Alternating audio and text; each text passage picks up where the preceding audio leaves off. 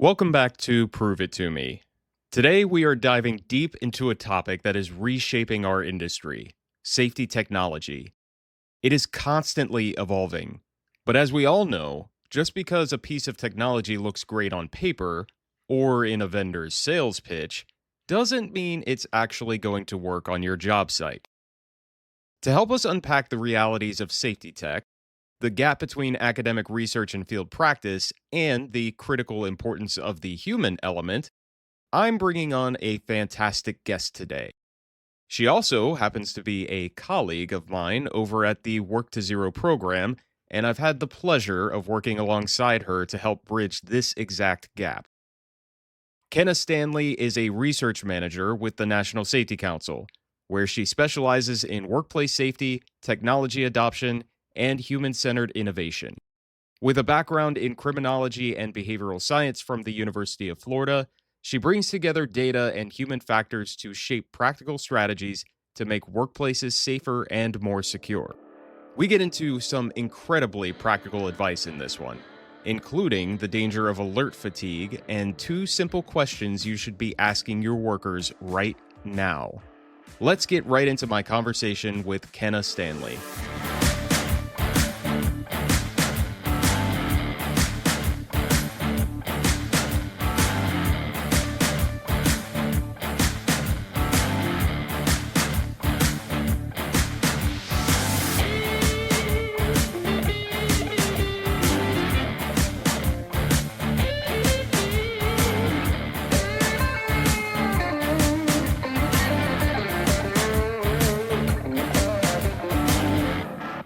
Kenna, welcome to the podcast. Thanks for being here. Thanks for having me. So I know we have worked together for a little bit here, and I've known you for a little over a year. But for the listeners, this podcast is about research, obviously, and I'd love to know a little bit about your relationship to research and what it means to you. Sure. So I've been in the research world now for a while since I was in my undergraduate program. I've always been really interested in the social sciences and understanding why people do the things that they do. My academic background is in psychology and criminology. So that was kind of where I got my start in exploring some of these topics and themes. And I've kind of moved from public safety then into workplace safety. But research is so important because it builds reliability. It can challenge or it can confirm our own ideas.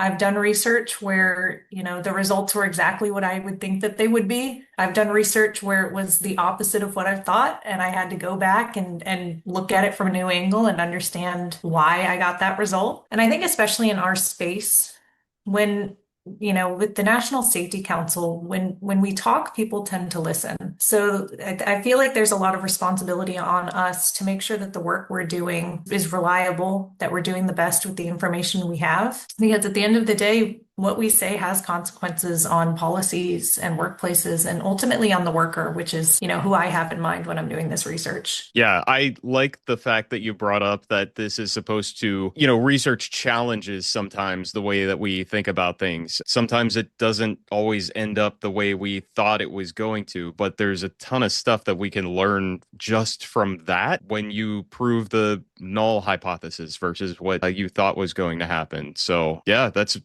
really good point. I'm glad you brought that up. Now, I know a lot of your work recently, of course, has been centered around safety technology. So what really interests you about doing that type of research? Yeah, so I've been in the tech space now for a while. I got my start in sort of the retail security loss prevention sector. So we were looking at things like computer vision, anti-theft technologies, virtual reality, AI, of course. And that's kind of where I got my start. And throughout my experience there and with the NSC, I've learned a lot about technology. I've seen a lot of case studies, and I've seen the great potential that I think it can have on workplace safety. But I've also seen how the wrong solutions can have very bad impacts, from eroding trust to slowing down employees to creating frustration. So that's really what focuses me is that human element within technology and how we as the human and that technology can coexist together to make that environment stronger overall. Gosh, that's so important, right? Making sure that technology is shaped to the human, right? The human's not going away. The technology is really intended to make the human perform better. So Yep. that's extremely important part of this. So really, up to this point, what do we know about safety technology? I mean, what has been proven, and what do we still need to overcome? Proven is such a strong word. I know. Um, so yeah, that's such a research answer, I guess. I would say, what's been proven is that these technologies have great potential. When we're talking about safety technologies, I have a lot of confidence that there's solutions out there that can help protect workers. I would say that something that's been proven is that there's not a one size fits all Mm. solution. Right? There's Hmm. not a silver bullet to safety. I mean, maybe in the future, we'll see. But, I think really what's been proven is that organizations need to take a very individualized and tailored approach to technology, right? They need to involve their workers. They need to make sure that they're ready for it, both from the infrastructure side and from the culture side. But, I think overall, what's been proven is that there's a lot of potential. There are employers out there who are doing fantastic things with technologies, but it's just really all about, how and where you implement those, where that difference arises. Yeah, there's so many things that come up when it comes to implementing technology. And I think you bring up a really good point. One size does not fit all. Every organization is going to run into their own challenges. They have their own things that they're trying to solve with technology. And, of course, probably one of the biggest things is starting with the problem you're trying to solve and not, going for the shiny object, the technology that you think might solve a problem, implementing it, and then finding the problem it should be solving.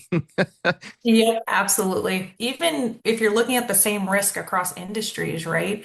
I've seen technologies trying to sort of attack the same hazard. It may work perfectly well in manufacturing, but you move into a construction environment and it's just so different that that technology maybe doesn't work in a different way, or you just have to apply it in a different way. So, yeah, there's a lot of variables to look into for sure. No, absolutely. So, what really are those significant challenges that organizations are facing when they're trying to use technology? I know we just mentioned a couple, but there's probably a ton of things that organizations are running into. Oh gosh, yeah.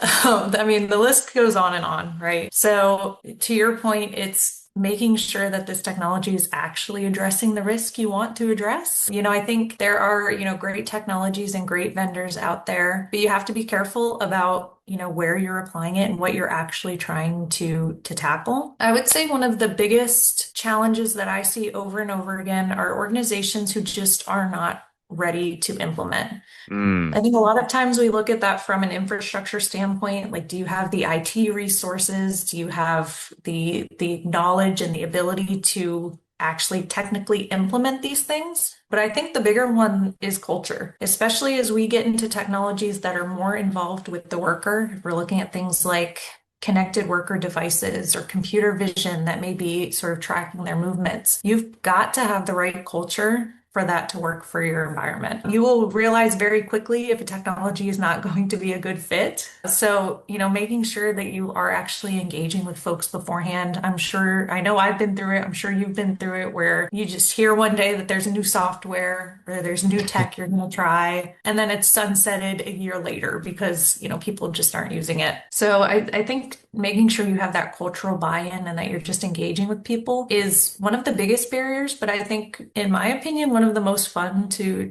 try to tackle because you get to actually engage with your people and learn what they're interested in and learn what they think about technology. So, Yeah, well, okay. So there's a few things that you just brought up that are insanely important. One of the things that I've always talked about when it comes to technology is that transparency piece with the workers, with the supervisors, with everybody else in the organization, right? With so many pieces of technology that are out there, one of the crucial components of that technology is the data that it collects, right? So when you implement a technology, you have to be honest and transparent with the workers about the data that you're collecting and why you're collecting it and how you're using it and how you are protecting it, making sure that, you're not using it for nefarious reasons and, their identity isn't going to end up somewhere out there in cyberspace where it can get stolen. Like all of those things are super important. I know I didn't write this question down, but you kind of hit on it a little bit, and I'm sure you've got a good answer for it, but if an organization wants to know if they're even ready to implement technology, how do they assess something like that? Yeah, well, I'll do a quick plug for the Work to Zero program. We have a great digital readiness assessment that kind of looks into, some of those infrastructure components that I mentioned. I would say as far as the cultural side of things, it doesn't have to be complicated. You can potentially do your focus groups and your surveys and really try to understand, what folks think of it. But the first place to start is just having conversations with the people you see every day, understanding what risks they're facing. I've always said that the workers are the eyes and the ears of your organization. They're going to know what's going on before you're going to know what's going on. And especially when it comes to, whatever hazards they face on a daily basis, they are going to know and understand those best. And they're going to know and understand if the technology has that potential or if it's just going to inhibit them or potentially create other risks. So even just having, those conversations with a small group or even one person at a time can really help. Yeah, I want to give a quick shout out to my friend Jason Coons. I sat in on one of his sessions recently, and by the way, he has become a phenomenal speaker. If you haven't had a chance to listen to him, he really gives a just a tremendous message. But, when it comes to having those conversations with your workers and, trying to identify what they're thinking, what problems they're running into, I feel like some folks don't know where to start with that conversation. And he said, there's two questions you can ask that are really important and going to be really impactful and help you figure out what problems you're actually having. He said, ask them, where is my next fatality going to happen? That's question number one. And question number two, what can I do about it? Or what can we do about it? And Yep. just those two questions, and you can give them a little bit of homework, right? Put it on a post-it note and hand it to them and come back the next day for the toolbox talk and say, give the answer. That's all you need to know where your next step needs to be. And that's when you know probably if technology is going to be the solution or if you need to look at something else. So, yeah, Yeah. it's a And great what I place really appreciate about that is how open-ended it is. hmm It's really going to get them thinking. I live in the world of technology, but even just the way that's phrased, it could be, something, a very simple fix, right? It could hmm be, how the workplace is organized. It could be, additional PPE. It could be technology. But I think that really broadens you to maybe some even less complex solutions that you can try first before you Yeah. try to deploy technology. So, Yeah, absolutely. yeah. So that kind of leads us into the next question. There's a lot of safety professionals that listen to this podcast and researchers too and just general end users. But, I think what's critical is to understand how the EHS professional really plays a role when it comes to implementing technology. Obviously, they are not going to be the sole decision maker. There's a lot of people that are going to play a role in that implementation piece, but what should the EHS professional anticipate as their role in implementing technology? Yeah, I would say that there are kind of two distinct roles that come to mind for that EHS professional. The first one is going to be making sure that that technology isn't introducing any new risks, right? hmm So if you're going to implement a wearable, make sure it can't be, grabbed or snatched or caught in machinery. If it's something that's going to alert workers, you want to make sure that they're not going to get alert fatigue, right? How many Mm-hmm. notifications do you get on a daily basis? A lot. So, there's going to come a point where they're going to hear these alarms and get these notifications. And if you have too many, it's just not going to mean anything. So that first part is just making sure that the technology itself is safe in your environment. The second, I would say, is they have great potential to be a champion for that technology. We talked earlier about having conversations with workers, and hopefully, as that EHS pro, you are having these face-to-face conversations every day. You should be coaching your workers, helping them improve their safety, having these conversations. So, you should hopefully be a good place for workers to come to you with new ideas or even come to you about concerns about new technologies if they have any. I would say those two are kind of where I think they land. Yeah, no, excellent point, especially about the alert fatigue. So that is something I experience on a daily basis. I don't know how many times I've walked downstairs, looked at my wife, and she said, "Did you get my text?" Uh, no. Yep. Because my phone and my watch, they buzz all day long, and I'm deep into my work and totally ignoring whatever notifications are coming across. So, yeah, that's a really, really interesting point, and one that it's a risk, right? You have to make sure that workers aren't getting desensitized to whatever that technology is supposed to be alerting them about.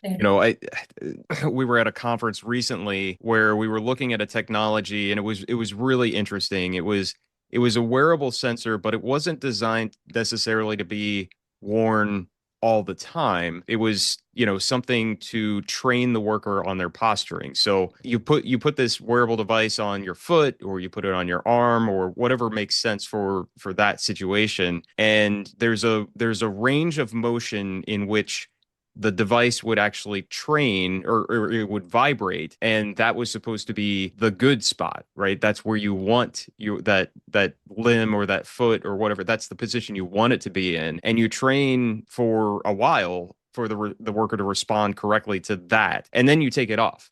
Right. So it's more about training that specific motion, and not necessarily the alert. So there's no alert fatigue. You were literally training that motion. So anyway, it just made me think of that. I thought that was really interesting.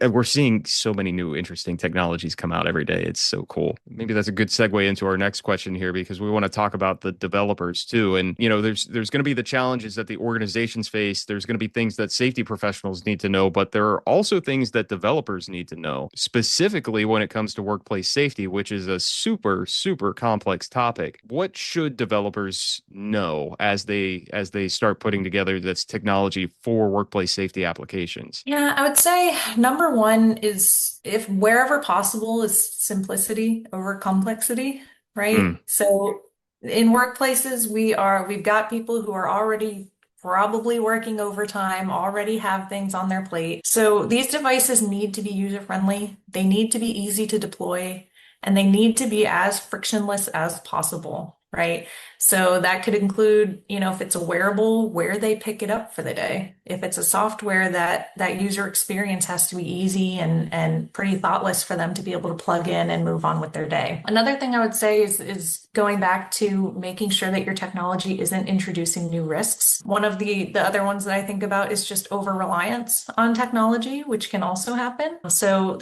something that comes to mind is proximity sensors, right? They can be great as sort of that last effort, right? If there's an equipment that's going to strike a pedestrian, you want it to alert, but that can never replace just the operator and the pedestrian being alert and being aware of their surroundings. So I think being aware that over-reliance can happen. And I would also say being aware of that alert fatigue. So if you're creating anything that's going to alert, you want to make sure that it's calibrated correctly, that you're not going to have false alarms, because the more false alarms you have, you're going to have that boy who cried wolf effect, and they're going to start ignoring it. And then if there is really an emergency or a risk to them, they may ignore that alert. So I would definitely say simplicity, and then just be aware of the environment where your technology is going to be implemented, and what new risks it may introduce, and how you, as either that developer or that salesperson or the technical support, can help organizations overcome those. Yeah, really good point. So, we've talked a little bit about technology, but I want to go back to a really important research question that I ask everybody that comes on this podcast, especially those that are actively either using research or doing research. And it's the fact that we have this phenomenon that is a gap between research and practice. We have all of this stuff that sits in an academic library that's really, really, really good information, but there's difficulty in getting that stuff into the practitioner's hands. So, what really are the challenges from your perspective? What are the disconnect, or why are there disconnects, and what are you doing that's helping to bridge this gap? Yeah, I mean that's it's a huge topic, and it's so important. And I have a couple things that come to mind. The first is going to be I think you'd agree with me, is that more and more I feel like research is becoming very polarized. Mm, And I think at the intersection of workplace safety, we are right in the middle of a lot of very polarizing topics, right? Between automation and workers, between more regulation and more bureaucracy versus corporate freedom. We deal with issues around worker surveillance. And, I think there is the potential on either side for research to maybe not be trusted by folks, not trust the source of that research. So, the first place we have to start is by being as unbiased as we can, by consolidating that research. And that's one area where I've always focused on is I will tell you all of the benefits of this technology, but I want to make it very clear to you where there are going to be some of these risks, some of these drawbacks, what industries this might not work in right now. So I think that's kind of the first area, is just, trying to present that research as unbiased as you can and to pull from, as many different sources as you can. And then I think another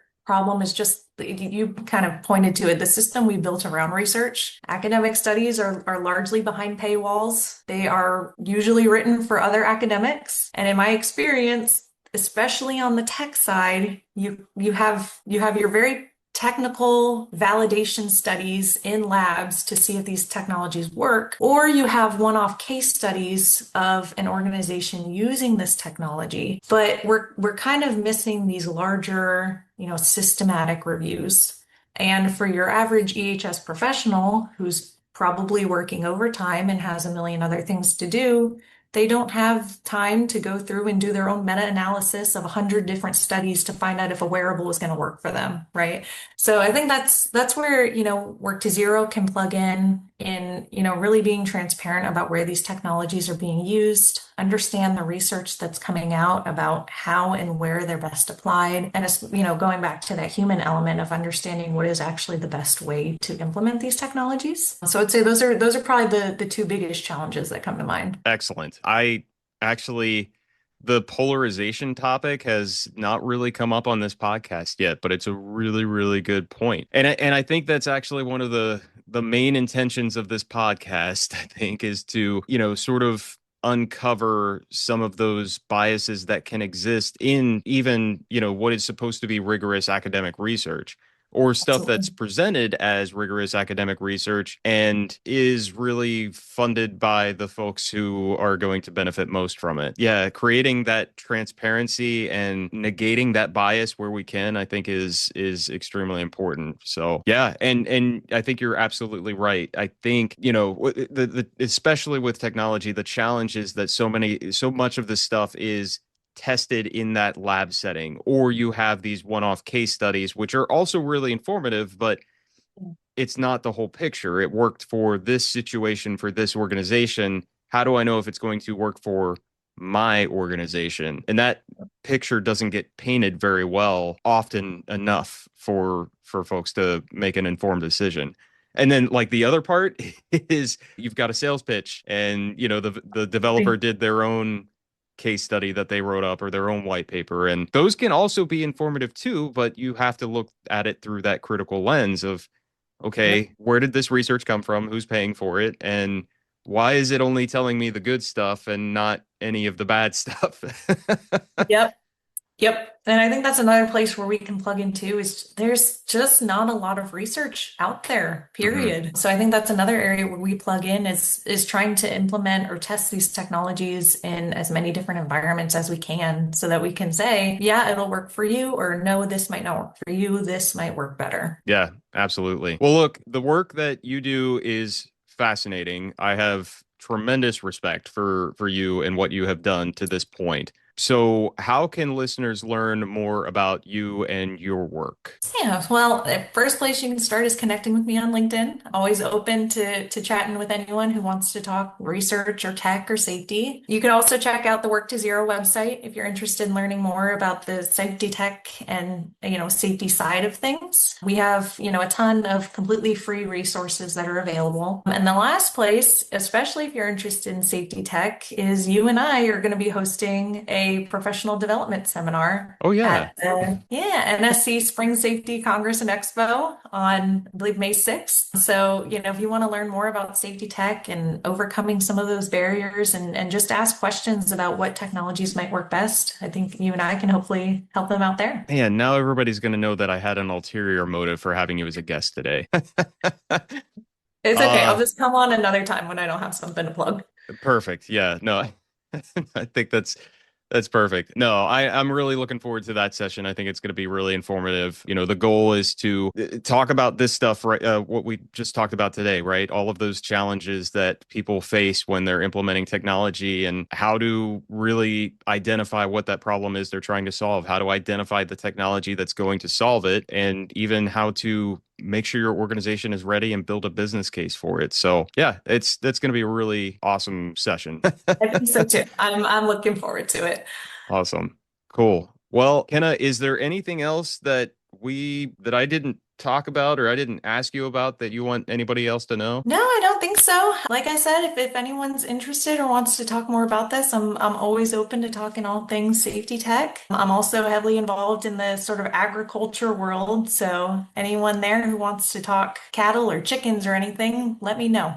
Yes, and those are great discussions as well. All right. Well, thanks, Kenna. Really appreciate your time on the podcast here, and we'll talk to you later. Yeah, thanks for having me, Matt.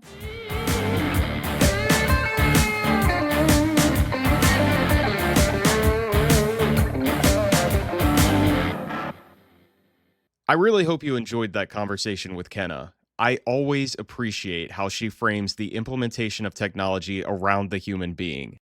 It's so easy to go after the shiny new software or the newest wearable. But if you don't have the cultural buy in, and if you aren't actively protecting your workers from things like alert fatigue, that technology is just going to collect dust.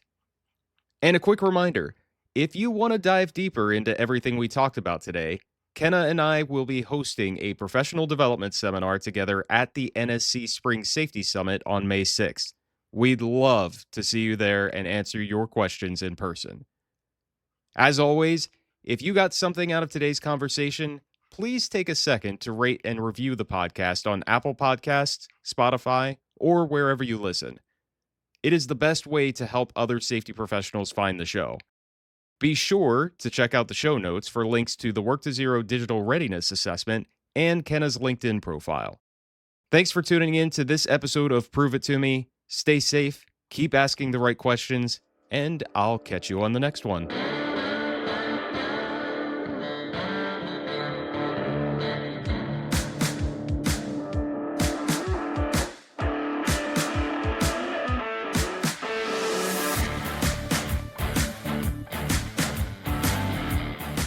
Prove It To Me is produced by me, Matt Law. Original music by Wes London. You can find this podcast on Podbean, Apple Podcasts, Spotify, YouTube, Amazon Music, and iHeartRadio. Like what you've heard so far? Please like, subscribe, and follow wherever you get your podcasts, and leave a 5-star review on Apple Podcasts. Got questions about what we talked about or research that you want to share? Send an email to contact@proveitpod.com. The views and opinions expressed in this podcast are those of the host and its guests and do not necessarily represent the official position, opinion, or strategies of their employers or companies. Examples of research and data analysis discussed within this podcast are only examples. They should not be utilized in the real world as the only solution available, as they are based on very limited, often single use case, and sometimes dated information. Assumptions made within this discussion about research and data analyses are not necessarily representative of the position of the host, the guests, or their employers or companies. No part of this podcast may be reproduced, stored in a retrieval system, or transmitted in any form or by any means, mechanical, electronic, recording, or otherwise, without prior written permission of the creator of the podcast. The presentation of the content by the guests does not necessarily constitute an active endorsement of the content by the host.